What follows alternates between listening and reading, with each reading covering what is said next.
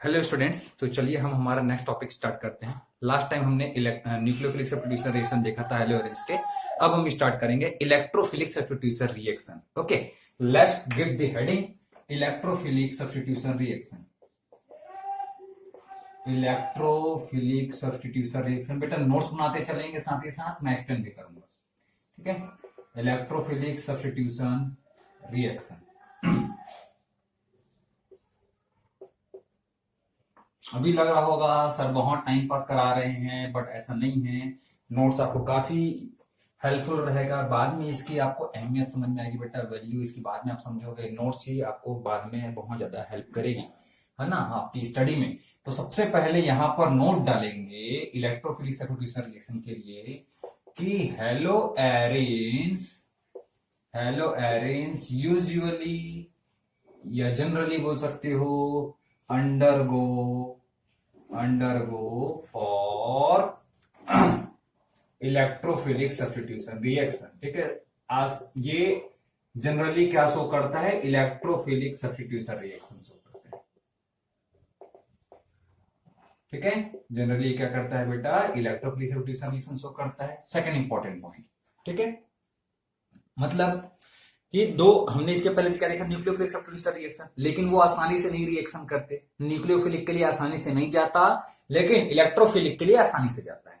ठीक है, न्यूक्लियोफिलिक क्यों नहीं जाता, इसका रीजन हम अच्छे से डिटेल में इसके लास्ट लेक्चर में हमने कवर किया है, पढ़ा हुआ है। अभी देखते हैं ये hello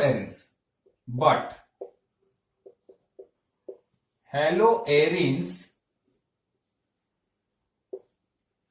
reacts slowly as compared to benzene. आपको मालूम है क्लास 11th में हमने पढ़ा होगा कि बेंजीन इलेक्ट्रोफिलिक सब्स्टिट्यूशन रिएक्शन करता है, इलेक्ट्रोफिलिक सब्स्टिट्यूशन रिएक्शन देता है। ठीक है, अभी हम पढ़ेंगे हेलो एरिन्स भी इलेक्ट्रोफिलिक सब्स्टिट्यूशन रिएक्शन देता है, लेकिन ये haloarenes as compared to benzene slow reaction करता है। बेंजीन जितनी आसानी से इलेक्ट्रोफिलिक सब्स्टिट्यूशन रिएक्शन करेगा, उतनी आसानी से ये नहीं करता है।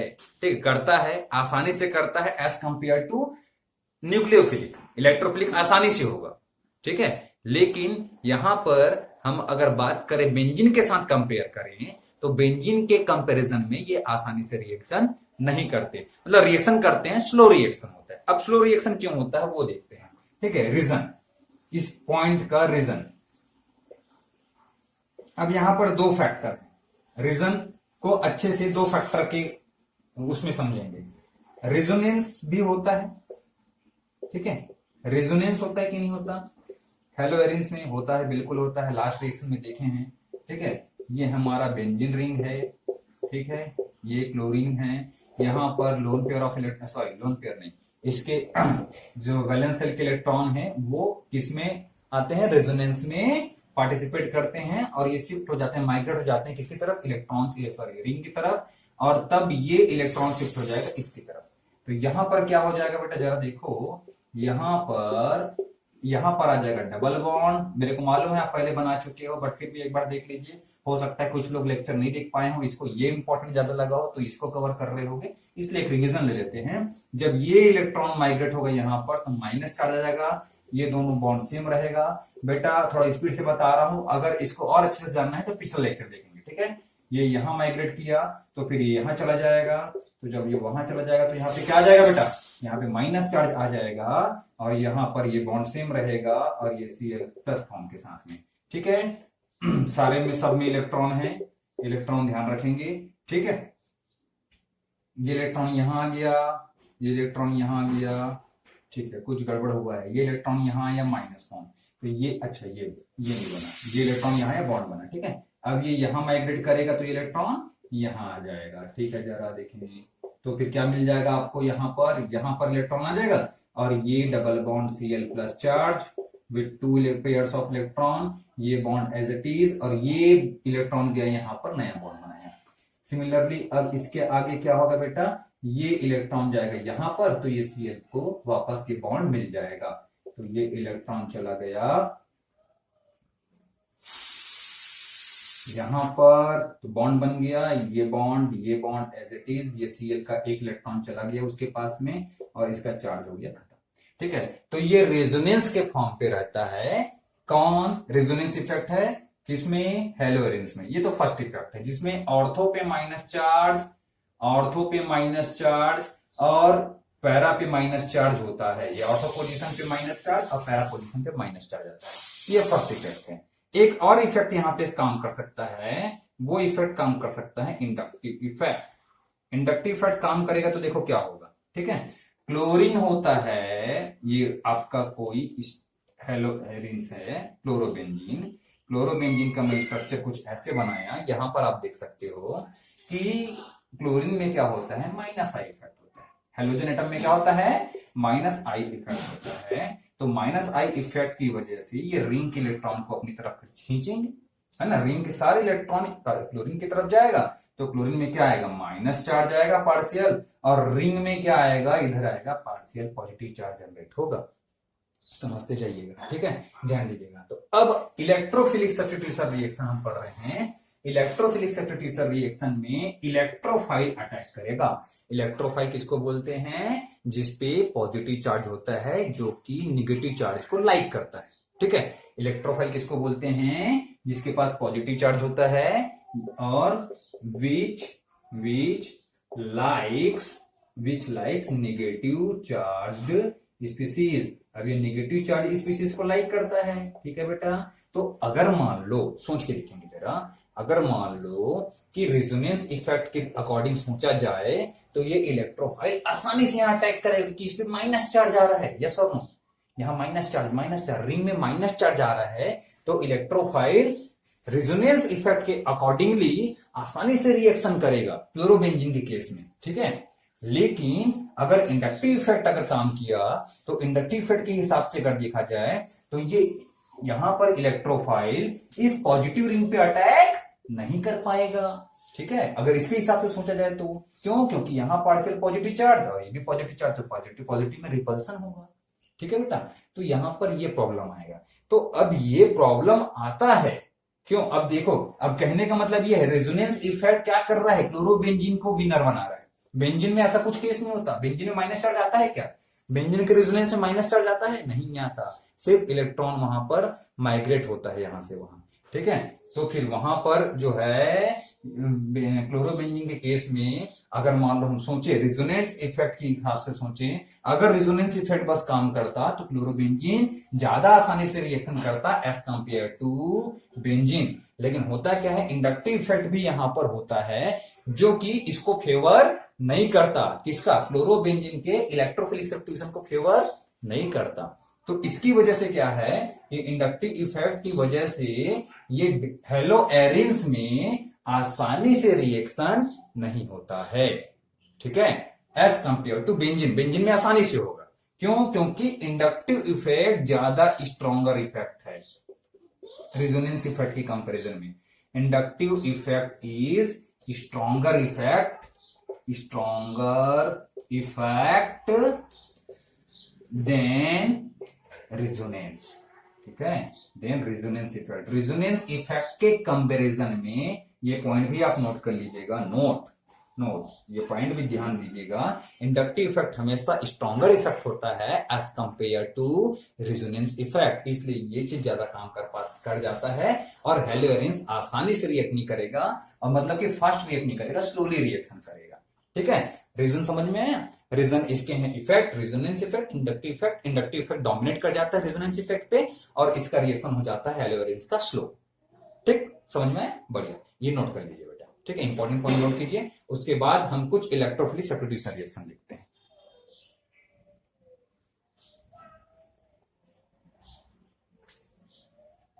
ठीक, नोट कर लिया, चलो मैं इरेज कर दो बेटा।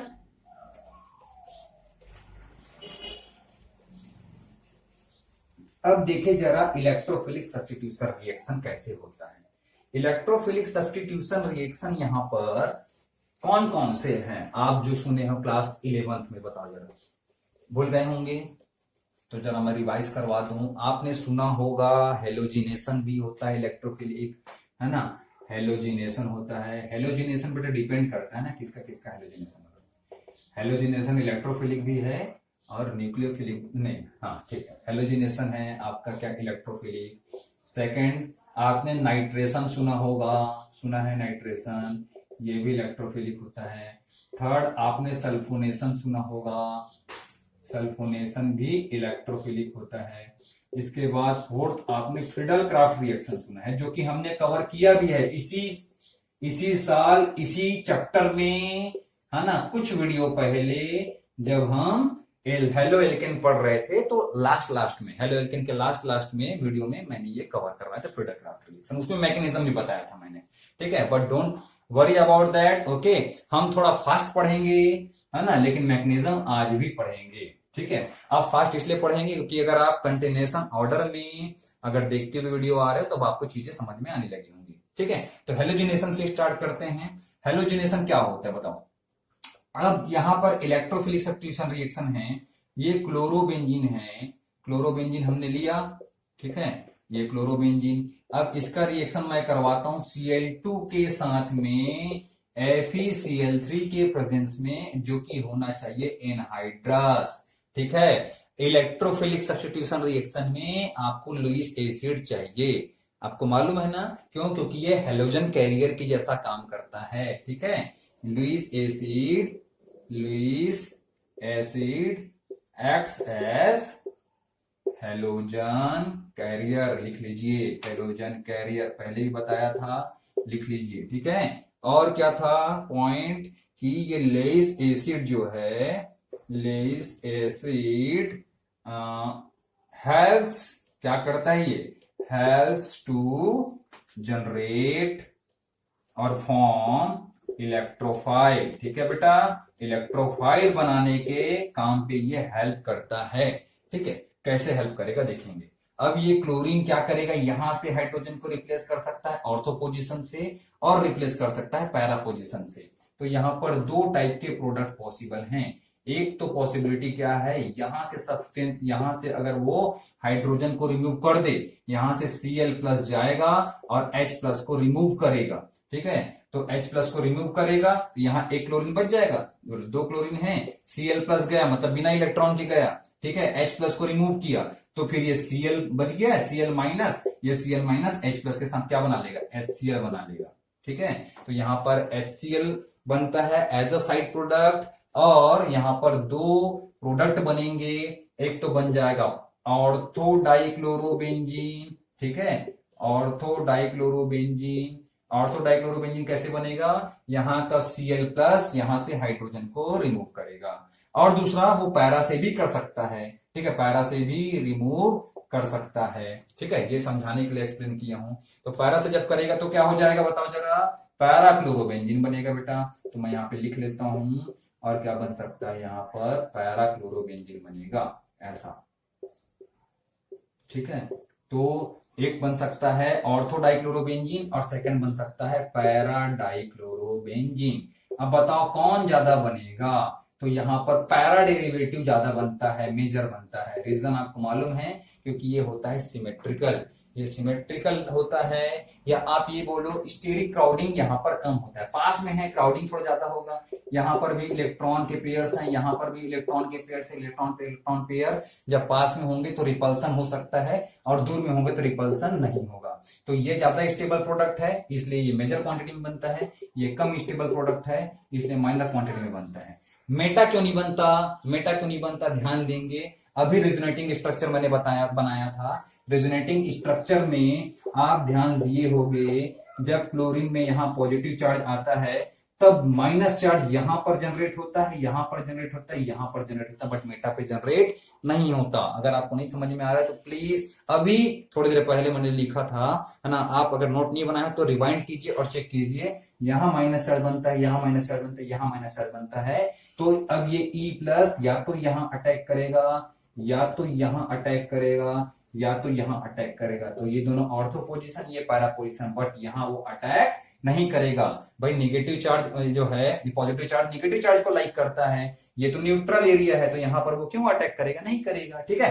समझ में आया बेटा, चलिए अच्छी बात है। तो मेटा डेरिवेटिव इसलिए नहीं बनता, और यहां पर ये आसानी से ऑर्थो एंड पैरा बनाते हैं। इसी को ये भी बोलते हैं कि क्लोरोबेंजीन जो है वो ऑर्थो पैरा डायरेक्टिंग ग्रुप है, इसलिए वो ऑर्थो पैरा प्रोडक्ट बनाते हैं, मेटा डायरेक्टिंग नहीं होता, ऐसा भी बोलते हैं। ठीक है, अभी हम पढ़ रहे हैं हेलोजिनेशन।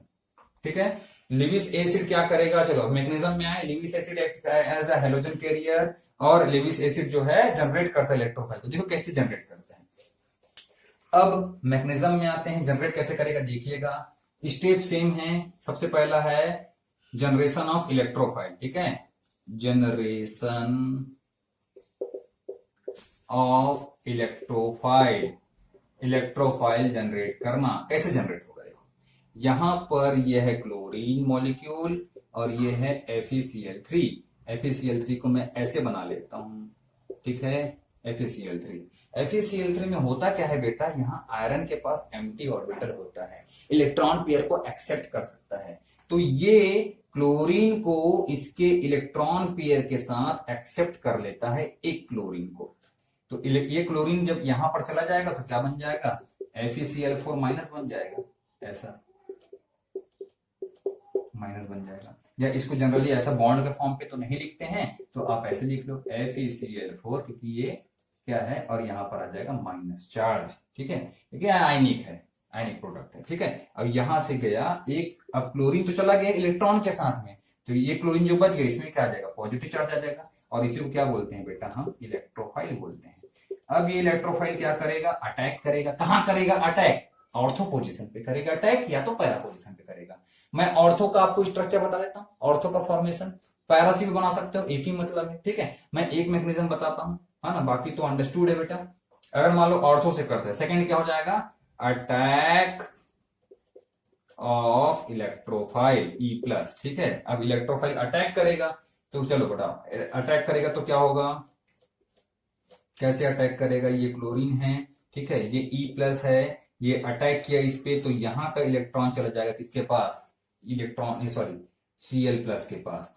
तो जब ये इलेक्ट्रॉन जाएगा Cl+ के पास, तो कंडीशन क्या हो जाएगी, देखें जरा, Cl के पास ये इलेक्ट्रॉन चला गया तो Cl से जुड़ जाएगा, और इलेक्ट्रॉन यहां से गया है, इलेक्ट्रॉन यहां से ऐसे शिफ्ट हुआ है, तो इस Cl के पास क्या आ जाएगा बेटा,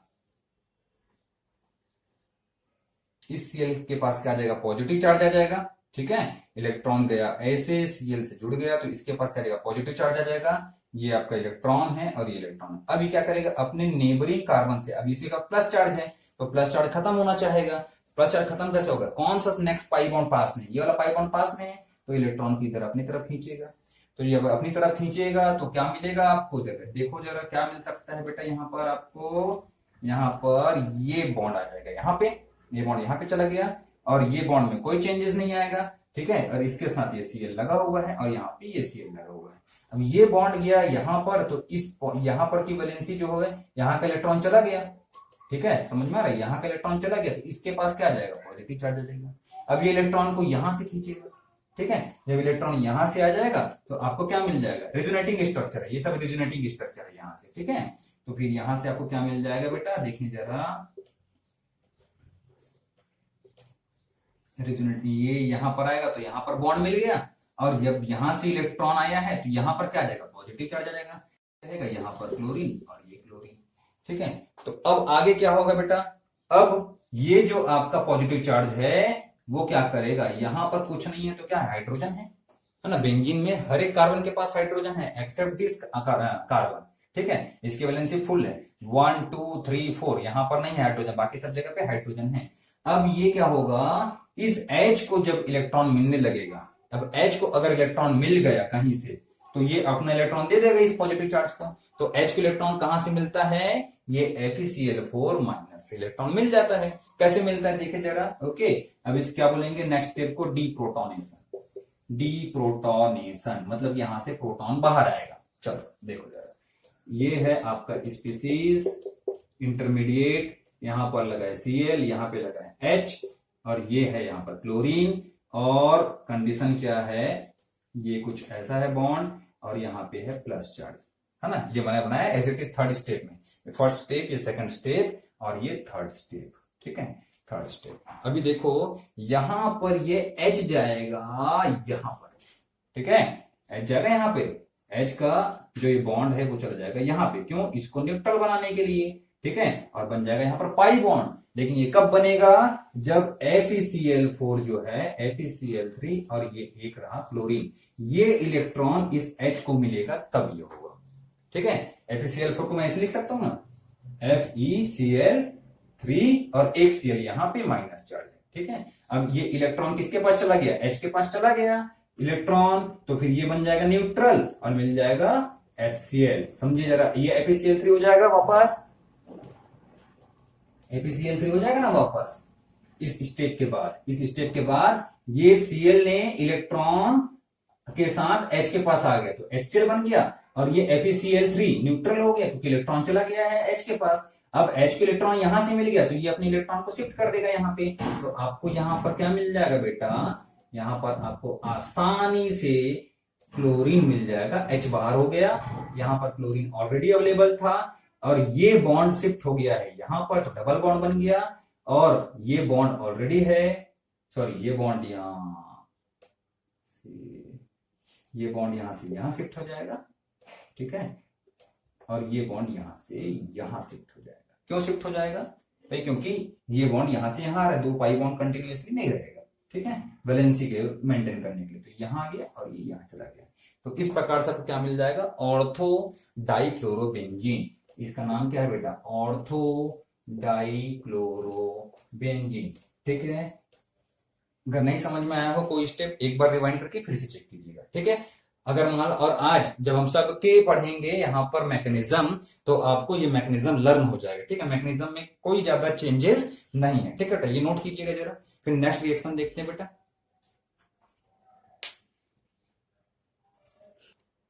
ठीक है, नोट कर लिया बेटा, मैंने इरेज कर दिया। ओके, चलिए नेक्स्ट देखते हैं बेटा, नाइट्रेशन। हेलोजिनेशन देख लिया हमने, अब देखते हैं नाइट्रेशन। अब नाइट्रेशन होता क्या है, नाइट्रेशन किसको बोलते हैं। ठीक है, तो नाइट्रेशन का डेफिनेशन लिख लीजिए एक बार, है ना। What do mean by nitration, ऐसे क्वेश्चन आ जाए तो सर ने तो बताया नहीं था, ऐसा हो सकता है ना बेटा। अगर मान लो आप मेरे पे डिपेंडेंट है तो फिर ऐसा नहीं है, मेरे पास भी डिपेंडेंट ना रहिए, आप अपने से भी पढ़ाई कीजिए। फिर भी मैं यहाँ पे क्लियर करवा देता हूँ, नाइट्रेशन होता क्या है। व्हेन बेंजीन, एक बार कम से कम ये लिख लीजिए, है ना, when benzene and their, and नहीं, और बेंजीन, और थोड़ी, बेंजीन और देयर डेरिवेटिव, और their derivative reacts with nitric acid.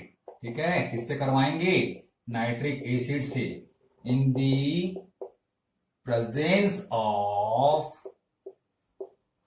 Concentrated sulphuric acid. ठीक है, दिस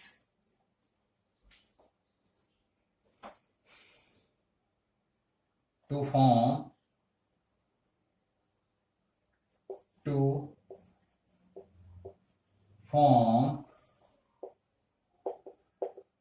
नाइट्रोबेंजीन और देयर नाइट्रोबेंजीन। ठीक है, नाइट्रोबेंजीन बने या उससे रिलेटेड प्रोडक्ट, अब क्या ले रहे हो उसको डिपेंड करेगा। ठीक है, to form nitrobenzene, it is known as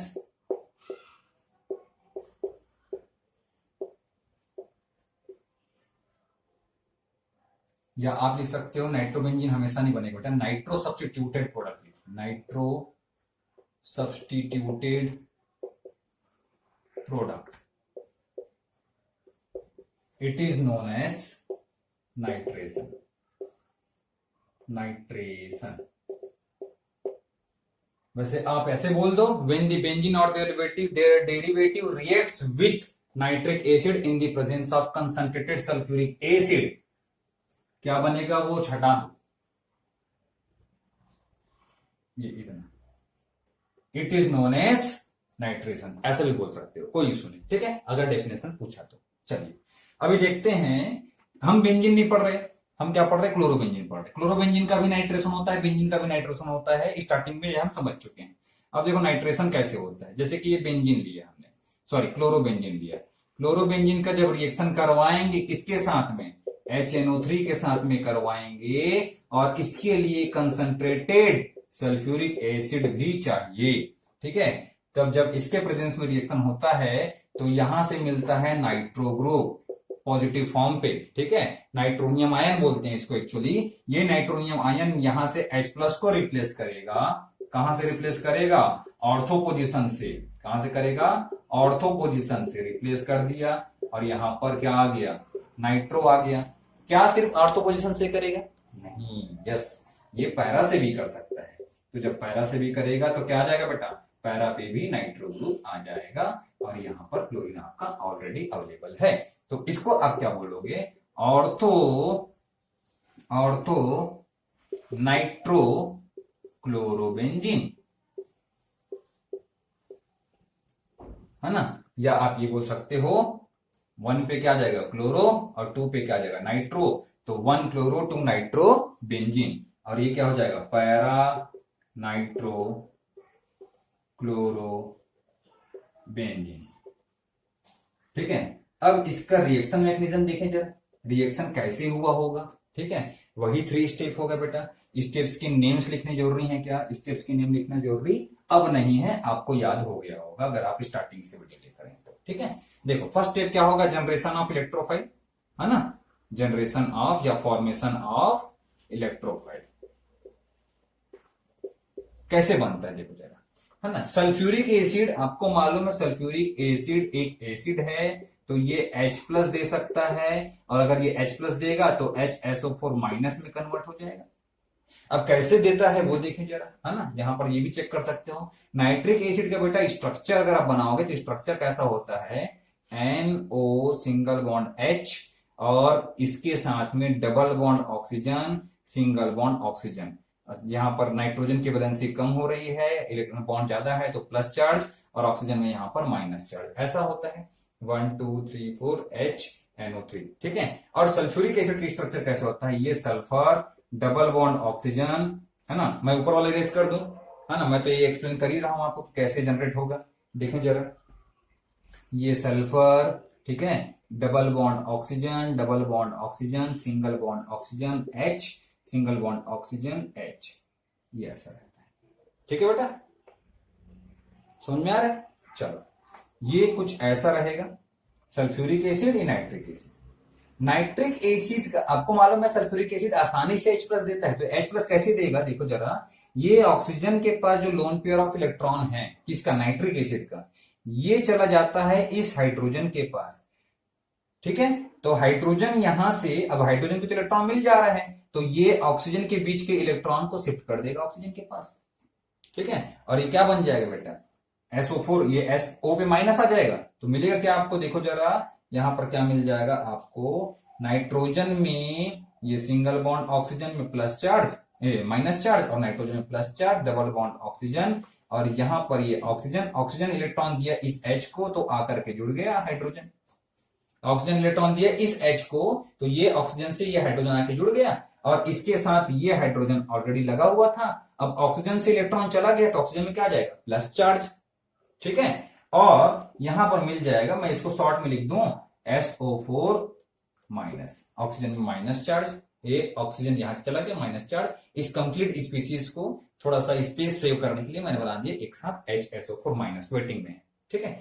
अभी देखो, जब भी ऐसा स्पीसीज आए ऑक्सीजन में प्लस चार्ज, दोनों तरफ हाइड्रोजन, है ना, मैं आपको कई बार बता चुका हूं मैकेनिज्म पढ़ाते पढ़ाते, तब ये इलेक्ट्रॉन को यहां से खींच लेगा और वाटर बाहर कर लेगा। तो वाटर बाहर करेगा तो यहां पर क्या हो जाएगा? देखो जरा, इसका सेकंड, इसके बाद वाला स्टेप क्या हो सकता है? ये N, इससे लगा हुआ ऑक्सीजन पे नेगेटिव चार्ज, यहां पर डबल बॉन्ड, सॉरी, यहां पर ये डबल बॉन्ड ऑक्सीजन, और ये जो है नाइट्रोजन का ये इलेक्ट्रॉन चला गया है, तो यहां पे क्या आ गया? पॉजिटिव चार्ज, और ये चला गया वाटर बन के बाहर, ठीक है, प्लस H2O, वाटर बाहर हो गया।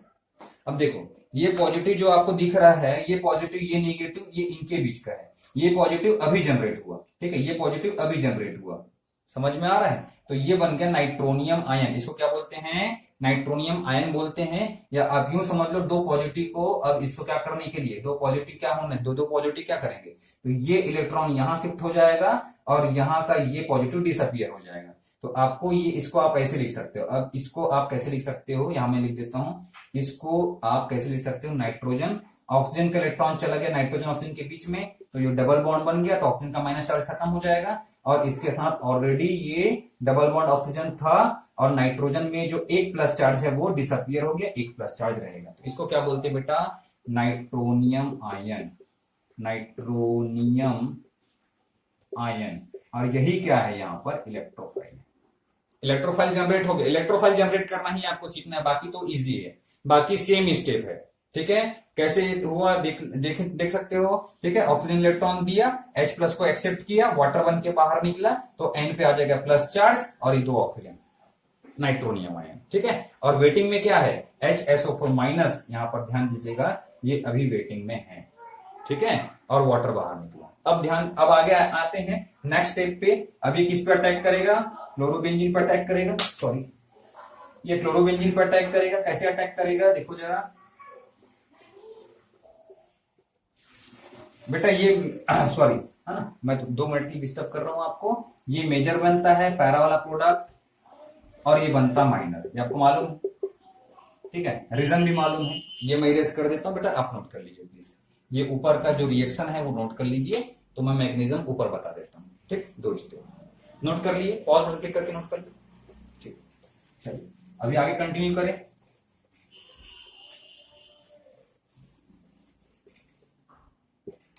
सेकंड स्टेप में क्या होगा? ये है क्लोरोबेंजीन, आपके पास है नाइट्रोजन का plus charge, double bond oxygen, double bond oxygen. ठीक है, ये नाइट्रोजन जाएगा, अटैक करेगा। कहां पे अटैक करेगा बेटा? ऑर्थो पोजीशन पे या तो पैरा पोजीशन पे। ऑर्थो पे अटैक किया, यहां पे इलेक्ट्रॉन कहां से आएगा? इलेक्ट्रॉन यहां से आएगा, इलेक्ट्रॉन यहां से इस N को मिल गया, तो क्या हो जाएगा कंडीशन? इस पे लगा है क्लोरीन, इस पे आ गया नाइट्रोजन, इससे लगा हुआ डबल बॉन्ड ऑक्सीजन, यहाँ पे डबल बॉन्ड ऑक्सीजन। अभी वापस क्या हो जाएगा बेटा? सिंगल बॉन्ड और डबल बॉन्ड में यहाँ पर क्या हो जाएगा? चेंज हो जाएगा। कैसे चेंज हो जाएगा बताओ जरा? नाइट्रोजन में 5 बॉन्ड तो पॉसिबल है नहीं। ठीक है, तो क्या हो जाएगा? एक इलेक्ट्रॉन यहां शिफ्ट हो जाएगा, और ऑक्सीजन में क्या आ जाएगा? माइनस चार्ज, और इसमें आ जाएगा प्लस चार्ज। समझ में आया? ठीक है, नाइट्रोजन 5 वैलेंसी शो नहीं कर सकता, 4 वैलेंसी शो कर सकता है। इलेक्ट्रॉन चला गया ऑक्सीजन के पास, माइनस चार्ज, और नाइट्रोजन में आ गया प्लस चार्ज, ये इलेक्ट्रॉन लेने के बाद में। ठीक है, इसको आप इन शॉर्ट अगर चाहो NO2 लिख सकते हो, कंफ्यूजन से बचना है सिर्फ चुपचाप NO2 लिख दीजिए। ठीक है, वैसे कोई डाउट नहीं बेटा, बहुत इजी सा स्टेप है। ऑक्सीजन के पास चला गया ये एक बॉन्ड, जैसे वहां पर था। ठीक है, यहां पर जो स्टेप में था वैसा ऑक्सीजन के पास चला गया एक बॉन्ड, ऑक्सीजन में आ गया माइनस, और नाइट्रोजन में प्लस फॉर्म ही रहेगा डबल बॉन्ड के साथ ये ऑक्सीजन, और ये जो बॉन्ड गया वो उस नाइट्रोजन के साथ कनेक्ट हो गया, जुड़ गया। ठीक, ऐसा तो कंफ्यूजन नहीं है कि ये प्लस चार्ज कहां दिया। ये प्लस चार्ज बॉन्ड आने के बाद भी क्या बोलते हैं, क्योंकि ये इलेक्ट्रॉन जा रहा है ना। ठीक है, 2 प्लस बन जाते, 2 प्लस में से 1 प्लस क्या हो गया? इस इलेक्ट्रॉन से नेगलिफाई हो गया, जीरो हो गया, न्यूट्रल हो गया। अब देखिए जरा, ये इलेक्ट्रॉन चला गया, ये बॉन्ड भी ऐसे ही रहेगा, ये बॉन्ड भी ऐसे ही है। ठीक, अब बताओ कुछ चेंजेस आएगा? क्या आएगा बताओ जरा चेंजेस?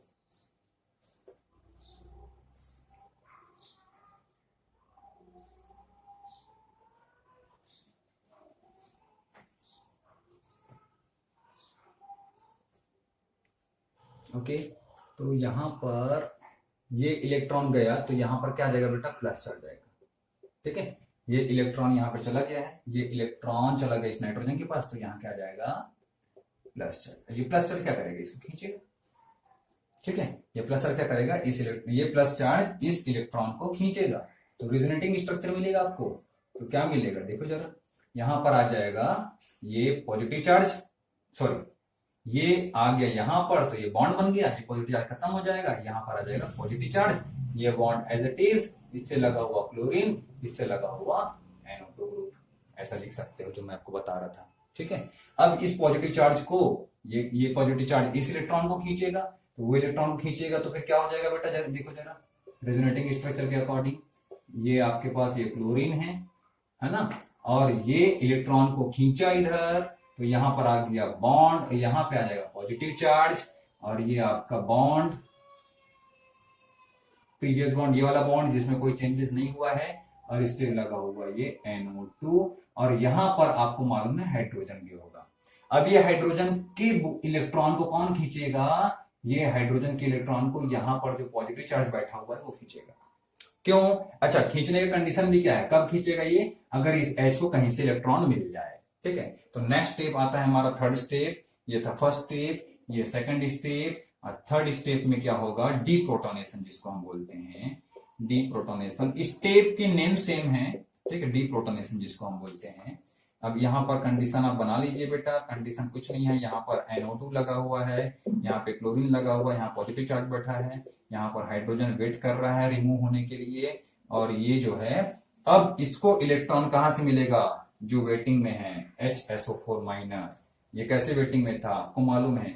ये ऑक्सीजन, ये हाइड्रोजन, यहाँ सॉरी ये ऑक्सीजन, यहाँ सल्फर, ये double bond oxygen, double bond oxygen, ये ऑक्सीजन और ये हाइड्रोजन, ऐसा था, है ना। ये यहां से गया ऑक्सीजन में माइनस चार्ज, ठीक है, सिंपल ऐसा भी लिख सकते हो, कोई इशू नहीं। अब इसको इलेक्ट्रॉन देगा ये हाइड्रोजन, लेकिन मैकेनिज्म पढ़ बेटा तो स्ट्रक्चर बनाओ। ये ऑक्सीजन दिया इलेक्ट्रॉन इस हाइड्रोजन को, तो इसलिए ये हाइड्रोजन क्या करेगा? अब इस इलेक्ट्रॉन को यहां शिफ्ट कर देगा, तो क्या मिल जाएगा आपको ये प्रोडक्ट वापस मिल जाएगा। सल्फर के साथ double bond oxygen, double bond oxygen, single bond oxygen, hydrogen, single bond oxygen, इसको वापस मिल गया हाइड्रोजन, हाइड्रोजन वापस मिल गया। H चला गया कहां पे? HSO4- के पास, और ये बॉन्ड चला गया यहाँ पे। देखिए जरा, यहां पर बॉन्ड नहीं था, यहां पर अब बॉन्ड आ जाएगा। यहाँ पे प्लस चार्ज था, वो अब न्यूट्रल हो जाएगा। ये वाला बॉन्ड में कोई चेंजेस नहीं, इस बॉन्ड में भी कोई चेंजेस नहीं इसी स्टेप में, और इससे लगा हुआ ये क्लोरीन, इससे लगा हुआ ये NO2। तो नाइट्रोबेंजीन का फॉर्मेशन बहुत आसानी से ये 3 स्टेप से होता है। आपको सिर्फ एक बात ध्यान रखना है, रिंग में इलेक्ट्रॉन तो वैसे ही घूम रहा है बेटा, है ना, पॉजिटिव चार्ज का अटैक ही करना है। सबसे मेन स्टेप किसी भी इलेक्ट्रोफिलिक सब्स्टिट्यूशन रिएक्शन में आपको आना चाहिए इलेक्ट्रोफाइल जनरेट करना। First step is the important step, which is if you get the knowledge about the first step, you can easily solve this type of question, or you can easily note down you can easily write the mechanism of any any electrophilic substitution reaction। ठीक है, चाहे वो आपका फिडेलक्राफ्ट हो, चाहे halogenation हो, sulphonation हो, कुछ भी बना सकते हो। ठीक है, अब ये है क्या बेटा? Ortho nitro chloro benzene. ठीक है, नेक्स्ट रिएक्शन हम देखते हैं सल्फोनेशन। ठीक है, नेक्स्ट रिएक्शन सल्फोनेशन। ये बेटा पॉज बटन क्लिक करके इसको नोट कर लीजिए जरा।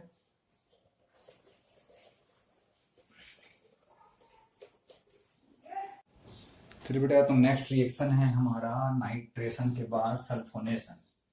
थर्ड रिएक्शन है सल्फोनेशन। अब सल्फोनेशन क्या है?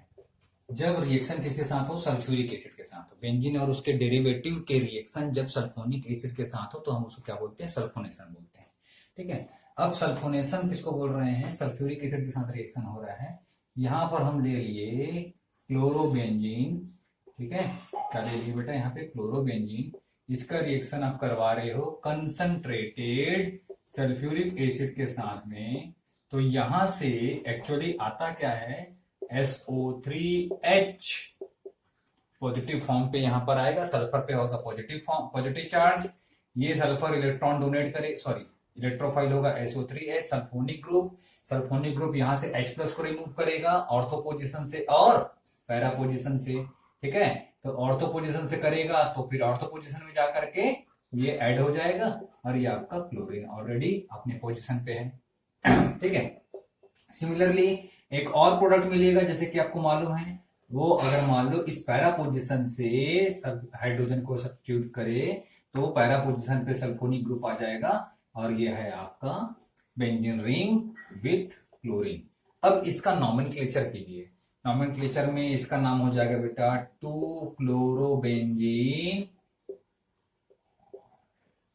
सल्फोनिक एसिड, और इसका नाम हो जाएगा 1 2 3 4। ओके, सॉरी यहां से स्टार्ट करोगे। सल्फोनिक ग्रुप जब दो फंक्शनल ग्रुप हो तो फिर हम क्या देते हैं? प्रायोरिटी देखते हैं। तो सल्फोनिक ग्रुप पहले आएगा, बाद में आपका हेलोजन आएगा, है ना। प्रेफरेंस देते हैं सल्फोनिक ग्रुप को, तो 1 नंबर ये हो जाए तो 1 2 3 4। तो रहेगा 4-क्लोरोबेंजीन सल्फोनिक एसिड।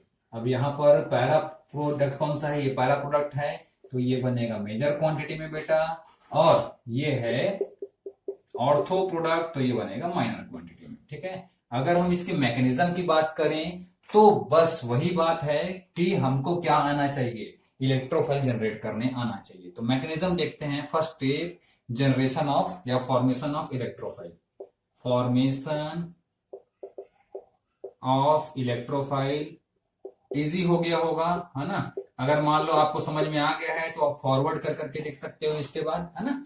फिर भी मैं इसको कंप्लीट कर देता हूं बेटा, टॉपिक अच्छे से हम समझते हैं। ठीक है, वैसे तो मैं बोलूंगा अच्छे से ध्यान से समझिए, पॉज बटन क्लिक करके खुद से एक बार बना लीजिए आप कि कैसा बनेगा, और उसके बाद चेक कीजिए। ये है सल्फ्यूरिक एसिड।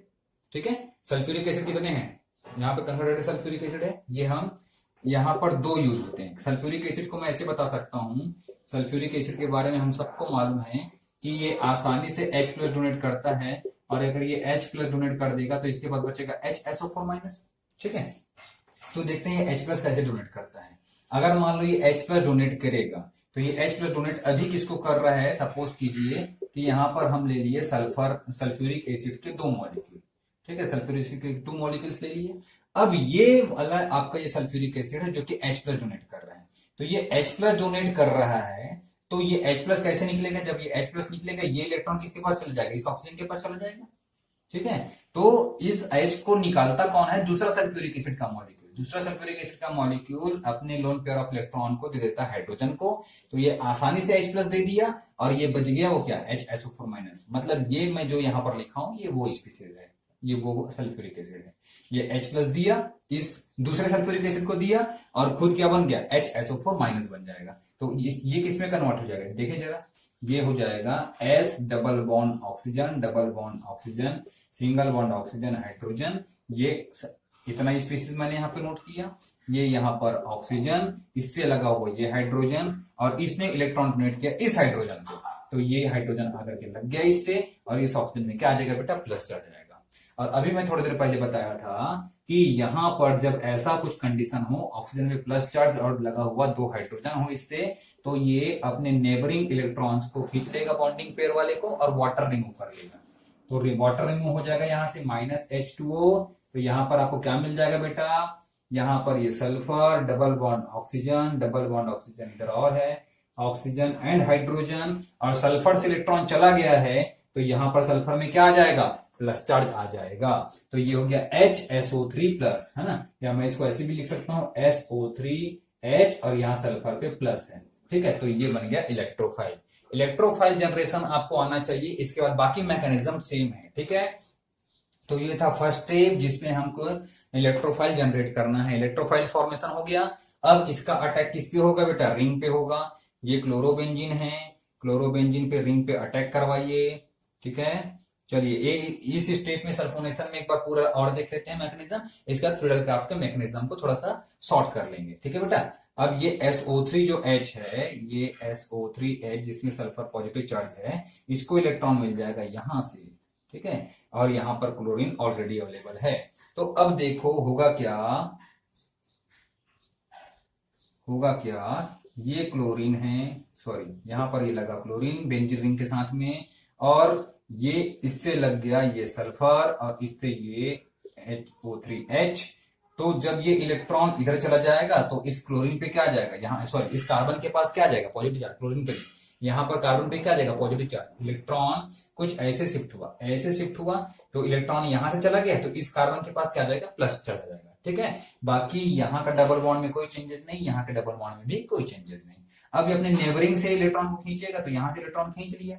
ठीक है, तो यहां से इलेक्ट्रॉन खींचेगा तो यहाँ पर रेजोनेटिंग स्ट्रक्चर आपको मिल सकता है। तो क्या हो जाएगा, रेजोनेटिंग स्ट्रक्चर बनाना बहुत ज्यादा कंपलसरी नहीं है। ठीक है बेटा, आप चाहे तो यहीं से हाइड्रोजन को खींच सकते हो। ठीक है, लेकिन आप बनाओ, कॉन्सेप्ट पूरा समझो, बेटर है। यहाँ रेजोनेटिंग स्ट्रक्चर भी पॉसिबल है, तो रेजोनेटिंग स्ट्रक्चर पॉसिबल है तो कैसे मिल जाएगा, यहाँ पर आपको ये इलेक्ट्रॉन चला गया, ये बॉन्ड चला गया, यहाँ पर शिफ्ट हो गया, तो यहाँ का पॉजिटिव चार्ज हट जाएगा। अब इलेक्ट्रॉन यहां से गया है तो पॉजिटिव चार्ज कहाँ आ जाएगा, इस कार्बन के पास आ जाएगा। ठीक है, और इस बॉन्ड में कोई चेंजेस नहीं है, और यहाँ पर SO3H और इससे लगा होगा क्लोरीन। ठीक, अब इस पॉजिटिव चार्ज क्या करेगा, यहां से इलेक्ट्रॉन खींचेगा, यहां से जब इलेक्ट्रॉन जाएगा तो यहां पर क्या मिल जाएगा बेटा, यहां पर आपको मिल जाएगा ये बॉन्ड यहां आ गया तो डबल बॉन्ड हो जाएगा, ये बॉन्ड ऑलरेडी था, यहां पर था SO3H और इससे लगा हुआ ये क्लोरीन, अब पॉजिटिव चार्ज आएगा यहां पे। ठीक है, अब नेक्स्ट स्टेप में जो डीप्रोटोनेशन है हमारा, स्टेप्स के नेम में मेंशन नहीं कर रहा हूं, उस पे क्या होगा, ये यहां पर मैं पहले कंडीशन बना लेता हूं। ये कंडीशन कैसा है, यहां पर कंडीशन कुछ ऐसा है, ये क्लोरीन है, इससे लगा हुआ ये बॉन्ड, इससे लगा हुआ ये बॉन्ड, और इससे लगा हुआ यहाँ पर SO3H। ठीक है, यहाँ मैं हाइब्रिड स्ट्रक्चर नहीं बनाया हूं। ठीक है, ये पॉजिटिव चार्ज, अब ये पॉजिटिव चार्ज क्या करेगा, यहाँ पर हाइड्रोजन ऐसे अवेलेबल होगा, इस हाइड्रोजन के इलेक्ट्रॉन को यहाँ खींच लेगा।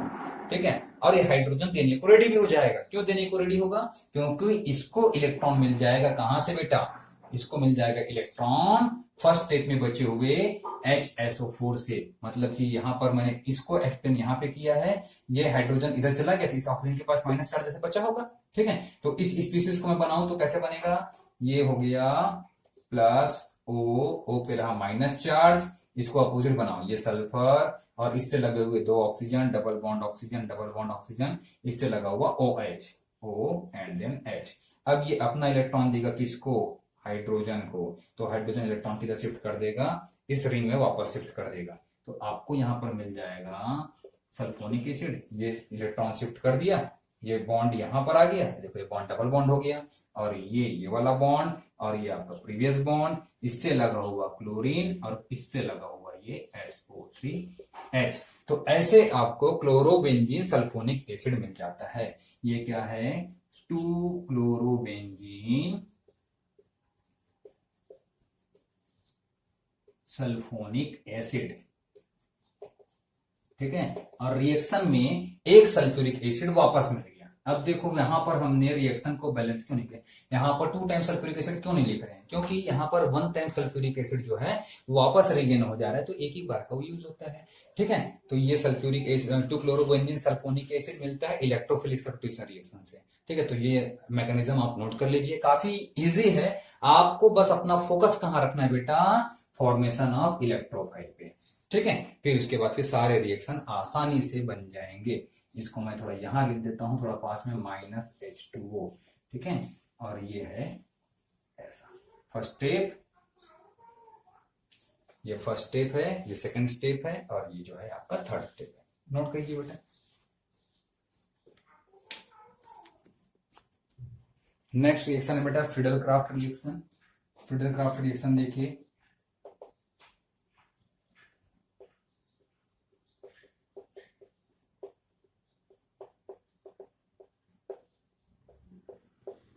ठीक है, फ्रीडल क्राफ्ट रिएक्शन 2 हो सकते हैं, पहले भी एक बार मैं मेंशन किया हूं, देखिएगा। ये हो सकता है एल्काइलेशन, फ्रीडल क्राफ्ट एल्काइलेशन, और फ्रीडल क्राफ्ट एसाइलेशन या एसिटाइलेशन भी बोल सकते हो। ठीक है, इसमें क्या होता है, एल्काइल हैलाइड लिया जाता है, आप बेंजीन रिएक्शन के साथ में क्लोरोबेंजीन का रिएक्शन जब इसके साथ करो, एल्काइल हैलाइड के साथ करते हो, एनहाइड्रस FeCl3 के प्रेजेंस में। ठीक है, तो यहां से क्या जनरेट होगा, मेथाइल फ्री रेडिकल जनरेट होगा, सॉरी मेथाइल केटायन जनरेट होगा। ये methyl cation as a electrophile act करेगा, और ये ऑर्थो पे भी और पैरा पे भी अटैक कर सकता है। तो आपको यहां पर क्या मिल जाएगा बेटा, यहां पे मिल जाएगा Cl, यहां मिल जाएगा CH3। ठीक है,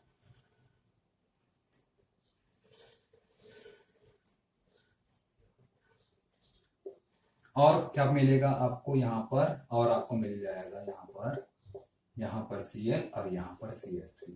ठीक है, तो इसको क्या बोलोगे, ऑर्थोक्लोरोटोल्यून बोलोगे, इसको क्या बोलेंगे, पैराक्लोरोटोल्यून। ठीक है, ये हो जाएगा ऑर्थोक्लोरोटोल्यून। ठीक है, और ये हो जाएगा पैराक्लोरोटोल्यून। पैरा प्रोडक्ट जाहिर सी बात मेजर बनेगा, और यहाँ पर ये बनेगा माइनर क्वांटिटी में, ठीक है। और सिमिलरली एसाइलेशन क्या होता है बेटा, एसाइलेशन के केस में यहाँ पर आपको एल्काइल क्लोराइड नहीं लेना है, यहाँ पर आपको लेना है एसाइल क्लोराइड। मतलब कि एसाइल क्लोराइड में आप ले लो एसिटाइल ले लो CH3COCl, इसके साथ जब रिएक्शन करवाते हैं तो सेम यहाँ पर फिर से होगा, एनहाइड्रस FeCl3 रहेगा, क्या रहेगा, एनहाइड्रस FeCl3 रहेगा। ये यहां से एक क्लोरीन को इलेक्ट्रॉन के साथ एक्सेप्ट कर लेगा, तो इलेक्ट्रोफाइल क्या जनरेट होगा, CH3CO+। देखो जरा, आपको बस ये समझ में आना चाहिए, ये यहाँ पर कैसे जनरेट हुआ, ये यहाँ पर कैसे जनरेट हुआ, ये तो आप पहले भी पढ़े हुए हो। यहाँ पर हुआ क्या होगा, यहाँ पर कुछ ऐसे हुआ होगा, CH3Cl और ये FeCl3, ये आयरन के पास अभी क्या है, एम्प्टी ऑर्बिटल। याद रखिए लेविस एसिड है तो ये एम्प्टी ऑर्बिटल होगा,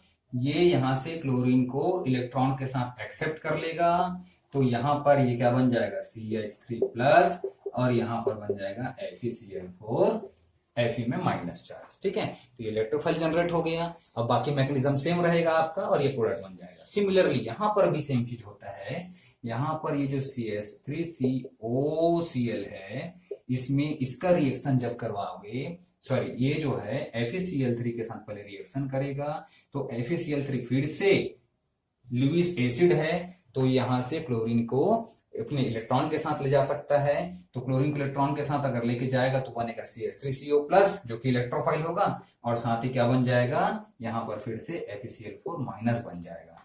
अब ये CH3CO यहां पर भी अटैक करेगा, यहां पर भी अटैक करेगा।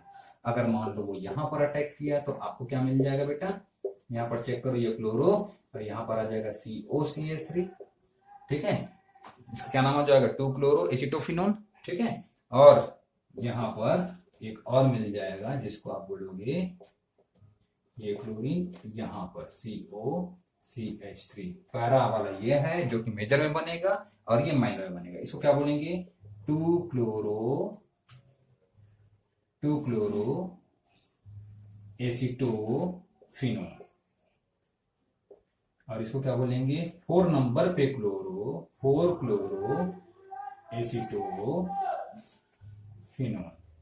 कौन सा मेजर बनेगा, ये तो आप अभी तक समझ चुके हो बेटा, काफी आसानी से, काफी अच्छे से समझे हुए हो, ठीक है। हमको क्या आना चाहिए, फॉर्मेशन ऑफ इलेक्ट्रोफाइल। तो स्टेप 1 में इसलिए बता दिया हूं दोनों ही रिएक्शन के लिए, यहां से ऐसे इलेक्ट्रोफाइल जनरेट होगा और इसमें इलेक्ट्रोफाइल जनरेट ऐसे होगा। तो अब ये इलेक्ट्रोफाइल का जो मैकेनिज्म है अटैक करने का और डीप्रोटोनेशन का, वो तो बिल्कुल सेम है, वो आसानी से बना सकते हो, आपको सिर्फ इलेक्ट्रोफाइल चेंज करने हैं प्रीवियस रिएक्शंस में से, ठीक है बेटा। तो ये था हमारे इलेक्ट्रोफिलिक सब्स्टिट्यूशन रिएक्शन। इसकी आप प्रैक्टिस कीजिए अच्छे से, 2-3 बार आप लिख करके देखोगे, आप आसानी से बना पाओगे, ठीक है। अगर आप चैनल नहीं सब्सक्राइब किए हो तो प्लीज सब्सक्राइब कर लीजिए और ढेर से ढेर, ज्यादा से ज्यादा आप इसको शेयर कीजिए ताकि दूसरे स्टूडेंट्स को भी जो है इसका बेनिफिट हो सके। Thank you, keep watching, keep practice.